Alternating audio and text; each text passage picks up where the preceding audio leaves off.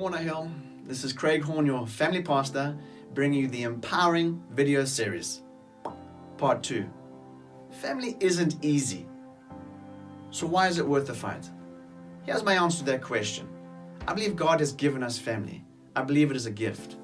Now if we look back at Adam and Eve, first marriage, then had kids, first family, a perfect star that absolutely got destroyed by themselves.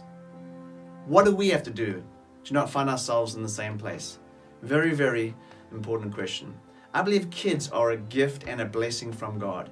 And how they see us interact with each other and how they experience family will be how their families generally will be passed on. So one of our jobs is, generation to generation, building healthy families as we go along the way.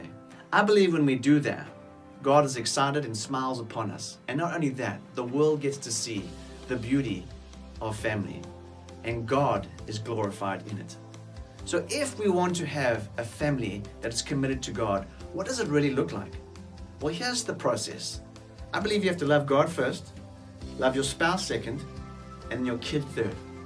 This is very important because if we muddle up this order, we can really mess things up. We have to be intentional with God. We have to be intentional with our spouse, and we have to be intentional with our kids. And as our kids get to see that, they will start seeing the importance of honoring God first, parents second, and us as a family third. Here's what I do sometimes when I come home from a very busy day. Before I enter into the house, I say to God, God, please just calm me down, help me relax, help me get into the house and not bring any of the wildness from my day into my family. And when I do that, I believe God stills me and helps me go into my house to bless my kids and my wife.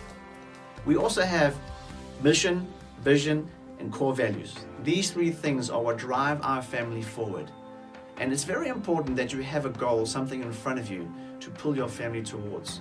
If you're saying to me, Craig, I don't know if I'm into family, of a mission or vision or core, it's too big, I don't know how to think about it. Here's my question to you. What do you want to be remembered as in your family? What do you want to be remembered for with your family? Two very important questions that I think we have to answer.